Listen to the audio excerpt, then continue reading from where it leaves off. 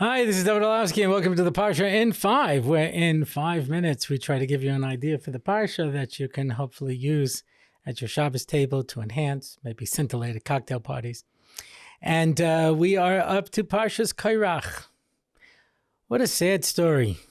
Korach was one of the greats of Klal Yisrael. You have to be pretty great to get Klal Yisrael on your side against Moshe Rabbeinu. Moshe Rabbeinu, the guy with rays of light shining out of his face, as Kalev says, when he wants to shift the narrative, he says, that's not all Ben Amram's done to us. And everyone's like, yeah. He took us out of Egypt, and he split the sea, and he gave us the mun, and he had pretty good points. And Korach didn't do any of those things. Yeah. So Korach must have been pretty great if, in fact, Moshe Rabbeinu did all these things for Klal Yisrael and they were still willing to follow Korach. What drove him? So the Medrash Tanchuma says a very interesting thing. It says that in Parshas Ba'aloischa, in order to become a Levi, you had to be completely shaved. Your head, your beard, your payas, everything. So you came out looking like an egg. And then Aaron, of course, had to pick you up and wave you. So Mrs. Korach says to her husband, Moshe Rabbeinu was afraid of you, and he wants to make a fool out of you.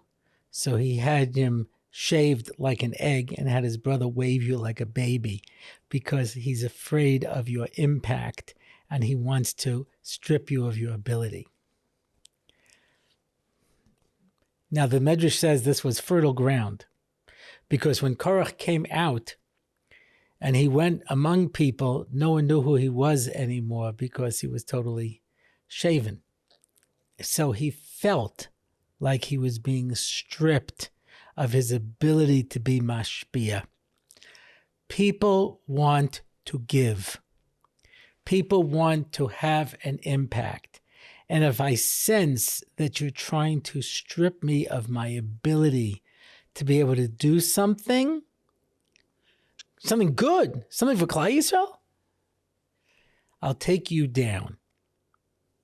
That's the tragedy of Korach. The tragedy of Korach was, if you just waited, Korach is the same letters as the word kareach, bald. He felt bald. He felt like he wasn't able to grow.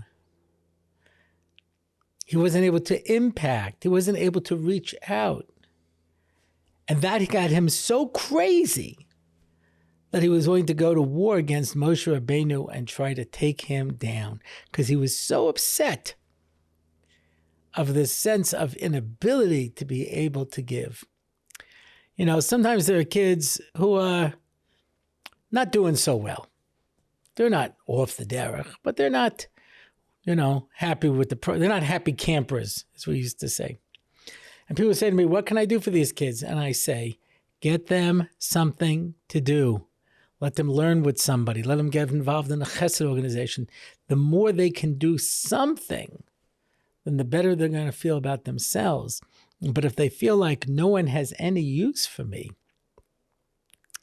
I did a question and answer once, and basically every question was a variation of, why is the system turning my kid off to Judaism? And I said, because when I started in the Hebrew Academy of Nassau County in 1964, if you read the literature from the time, it was clear that Orthodoxy was dead in America. Everyone knew it. I had already written our eulogy. And the fact that you decided to go to an Orthodox school meant that you were a hero. And if you were a hero, then they couldn't throw you out. They needed you. And today, kids get a message. We don't need you here. I've got 3 other kids waiting for your spot. Step out of line and you're gone. So if nobody needs me, and it doesn't make a difference whether I'm here or not, who cares? And so we need to make people feel that they have what to contribute. You know how many times I met from people, they said to me, I don't feel like God cares if I live or die. I said, listen, he's got no shortage of ways of getting rid of you. So if you're still here, it's because he wants you here, because you have something in this world that only you can do. And the more we empower people to be able to go out and do great things, the word chinuch does not mean to learn. It means to dedicate, like Chanukas Habayis or Chanukas HaMizbeach. It means to dedicate.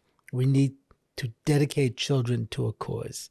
And Amir Hashem will be Zaycha to see everybody make their contributions. Shabbos.